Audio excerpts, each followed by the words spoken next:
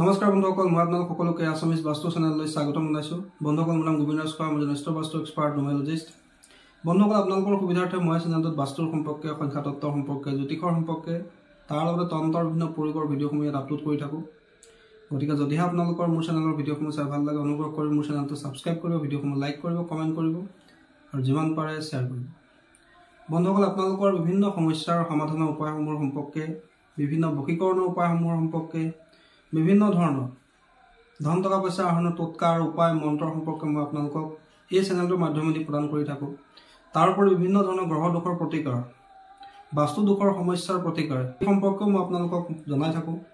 গতিকে আপোনালোকে যদিহে মোৰ চেনেলৰ ভিডিঅ'সমূহ চাই ভাল লাগে, অনুগ্ৰহ কৰি মোৰ চেনেলটো ছাবস্ক্ৰাইব কৰিব।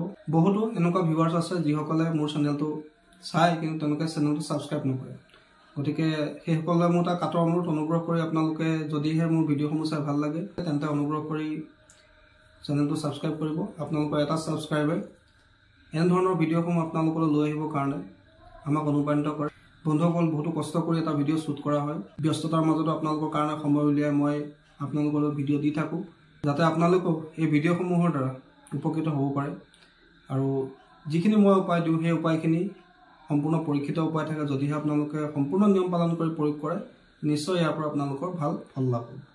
আমাক উৎসাহিত কৰিবলৈ যাতে এনেধৰণৰ ভিডিঅ'সমূহ আপোনালোকৰ কাৰণে সদায় লৈ আহিব পাৰোঁ, তাৰ কাৰণে ভিডিঅ'সমূহ চাই ভাল পালে চেনেলটোত গৈ আপোনালোকে ছাবস্ক্ৰাইব বটনটো ক্লিক কৰিব, লগতে কাষতে থকা বেল আইকনটো ক্লিক কৰিব, যাতে মই ভিডিঅ' আপলোড কৰিলেই তাৰ নটিফিকেশ্যন আপোনালোকে লাভ কৰে। বন্ধুসকল, আজি মই আপোনালোকৰ লগত এটা অত্যন্ত সহজ বশীকৰণ প্ৰয়োগৰ সম্পৰ্কে ক'বলৈ আগবাঢ়িছোঁ। ইয়াৰ আগতে মই আপোনালোকৰ লগত বহুতো বশীকৰণ প্ৰয়োগৰ সম্পৰ্কে আলোচনা কৰিছোঁ। আজি যিটো বশীকৰণ প্ৰয়োগৰ সম্পৰ্কে ক'বলৈ আগবাঢ়িছোঁ, সেই বশীকৰণ প্ৰয়োগটো অত্যন্ত এটা পৰীক্ষিত প্ৰয়োগ আৰু একেবাৰে সহজ প্ৰয়োগ। এই প্ৰয়োগটো কৰিবৰ কাৰণে কোনো ধৰণৰ মন্ত্ৰ জপ কৰিবলগীয়া নাই, কোনো ধৰণৰ মন্ত্ৰ গাবলগীয়া নাই। কেৱল মাত্ৰ আপোনালোকে সম্পূৰ্ণ নিষ্ঠাৰে, আস্থাৰে সৈতে ঈশ্বৰৰ প্ৰতি ভক্তি ৰাখি এই প্ৰয়োগটো কৰিব। খুব কম দিনৰ ভিতৰতে 15-20 দিনৰ ভিতৰতে ইয়াৰ ৰিজাল্ট আপোনালোকে লাভ কৰিব।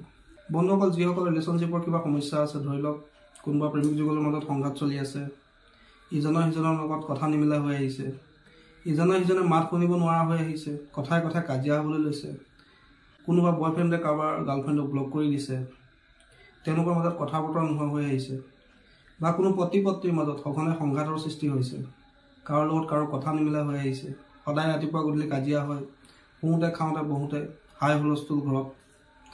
যদি এনেধৰণৰ ৰিলেশ্যনশ্বিপৰ সমস্যা হৈ আছে, পতি পত্নীয়ে হওক, প্ৰেমিক প্ৰেমিকাই হওক বা অন্য কোনো সম্পৰ্কৰ ক্ষেত্ৰতে হওক, যদি এনেধৰণৰ ৰিলেশ্যনশ্বিপৰ কিবা সমস্যা আছে, পতি পত্নীৰ সংঘাত হওক, প্ৰেমিক প্ৰেমিকাৰ সংঘাত হওক, তেন্তে এই সংঘাত, ভালপোৱাৰ মাজত যি সংঘাত হওক বা পতি পত্নীৰ সম্পৰ্কৰ যি সংঘাত হওক, এই সংঘাতটো দূৰ কৰিবৰ কাৰণে আমি বশীকৰণৰ সহায় ল'ব পাৰোঁ। বন্ধুসকল, বশীকৰণৰ বিভিন্ন প্ৰয়োগ আছে, বিভিন্ন ধৰণে বশীকৰণ কৰা হয়। পানীৰ দ্বাৰা, চেনিৰ দ্বাৰা, নিমখৰ দ্বাৰা, ফুলৰ দ্বাৰা, ইলাচীৰ দ্বাৰা, তুলসীৰ দ্বাৰা, বিভিন্ন ধৰণৰ বশীকৰণ প্ৰয়োগ আছে। কিন্তু আজি যিটো বশীকৰণ প্ৰয়োগৰ সম্পৰ্কে মই আজি ক'ম আপোনালোকক, সেই বশীকৰণ প্ৰয়োগটো একেবাৰে এটা চিম্পুল প্ৰয়োগ। এই বশীকৰণ প্ৰয়োগটো কৰিবৰ কাৰণে আপোনালোক কোনো ধৰণৰ মন্ত্ৰ জপ কৰিবলগীয়া নাই, কোনো ধৰণৰ মন্ত্ৰ সিদ্ধ কৰাৰ প্ৰয়োজন নাই। কেৱল আপোনালোকে সম্পূৰ্ণ আস্থা ৰাখি, মনত বিশ্বাস ৰাখি এই প্ৰয়োগটো কৰিব, নিশ্চয় ইয়াৰ পৰা আপোনালোকে 100% সফল হ'ব পাৰিব। কি কৰিব লাগে বন্ধুসকল, ভালকৈ শুনি লওক। এই প্ৰয়োগটো কৰিবৰ কাৰণে আমাক এখন সৰু কাগজৰ প্ৰয়োজন হ'ব। কাগজখন অকণমান ডাঙৰ হ'লে আপত্তি নাই, 2x2 ইঞ্চিৰ এখন কাগজ লৈ ল'ব। লগত এটা লৈ ল'ব এটা ৰঙা কলম। আৰু এই প্ৰয়োগটো আপোনালোকে যিকোনো দিন কৰিব পাৰে, বৃহস্পতিবাৰ বাদ দি যিকোনো দিনতে কৰিব পাৰে।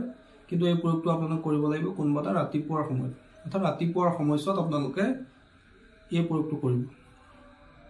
বন্ধুসকল, প্ৰথমে আপোনালোকে কি কৰিব, ভালকৈ স্নান কৰি ল'ব, পৰিষ্কাৰ পৰিচ্ছন্ন কাপোৰ পিন্ধি ল'ব। পিন্ধি লৈ ৰঙা কলমটো লৈ এই কাগজখনত আপোনালোকে পূব বা উত্তৰ দিশলৈ মুখ কৰি বহিব।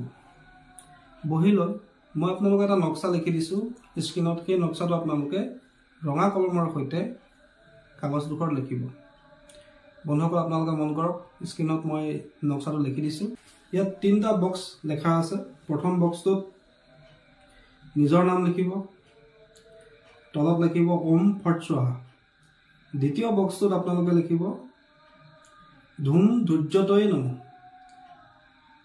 তাৰ তলতে লিখিব হোম হৰখলাই নুম।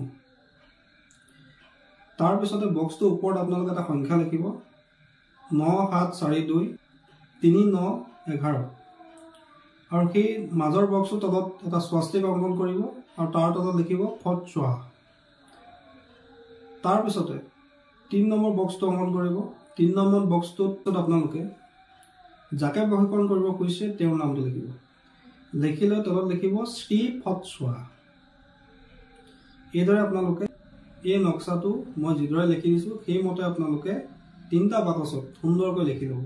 লিখি লোৱাৰ পিছত আপোনালোকে সেই কাগজখন প্ৰথমে ধূপ এডাল জ্বলাই নিজৰ মনৰ ইচ্ছাৰ কথা জনাই কাগজখনৰ চাৰিওফালে ঘূৰাব। ঘূৰাই লৈ এই কাগজখন ফল্ড কৰিব, অৰ্থাৎ আপোনালোকে কাগজখন জাপিবলৈ ল'ব, সৰুকৈ জাপি ল'ব।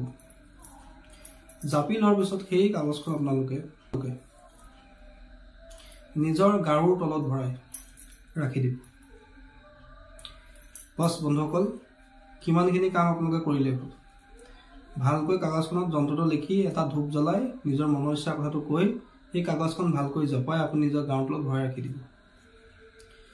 ৰাখাৰ পিছত আপোনালোকে সেই গাঁৱত কণ্টিনিউ শুবলৈ ল'ব আৰু 15 দিন তাক তেনেকৈ থাকিবলৈ দিব। 15 দিনৰ পিছত আপোনালোকে সেই কাগজখন গাঁৱৰ ভিতৰৰ পৰা উলিয়াই আনিব। আনি লৈ ঘৰৰ বাহিৰলৈ যাব, অৰ্থাৎ আপুনি ঘৰৰ ভিতৰত এই কামটো নকৰিব, ঘৰৰ বাহিৰলৈ যাব।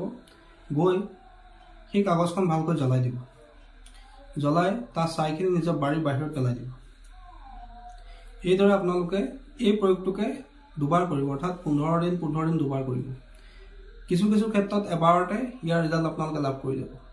আৰু যদি এবাৰত নহয় তেন্তে আপোনালোকে দুবাৰ, অৰ্থাৎ 15 দিনৰ মূৰে মূৰে দুবাৰ এই কাগজখন লিখিব। লিখি লৈ এদিন কাগজখন লিখি 15 দিন ৰাখিব। 15 দিনৰ মূৰত সেই কাগজখন জ্বলাই আকৌ আপোনালোকে এখন কাগজ লিখিব, লিখি লৈ গাঁৱত ভৰাই থৈ দিব। গাঁৱৰ ভিতৰত আপোনালোকে ভৰাই দিব আৰু তাক 15 দিন তেনেকৈ থাকিবলৈ দিব। বন্ধুসকল, এইটো এটা অত্যন্ত চমৎকাৰী আৰু পৰীক্ষিত উপায়। আপোনালোকে যদি আপোনালোকৰ ৰিলেশ্যনশ্বিপত কিবা এটা সমস্যা চলি আছে, সদায় আপোনালোকৰ কাজিয়া হৈ থাকে, সদায় আপোনালোকৰ লগত যুক্তি তৰ্ক চলি থাকে, ভালপোৱাৰ মাজত প্ৰায় দূৰত্ব বাঢ়ি গৈ আছে, দিনক দিনে পতি পত্নী সম্পৰ্ক লাহে লাহে তিক্ততাৰ ফালে গতি কৰিছে, কোনো ধৰণৰ উপায় কৰি আপোনালোকে ভাল ফল পোৱা নাই, তেন্তে আপোনালোকে এই উপায়টো এবাৰ কৰি চাওক। একেবাৰে সহজ উপায়।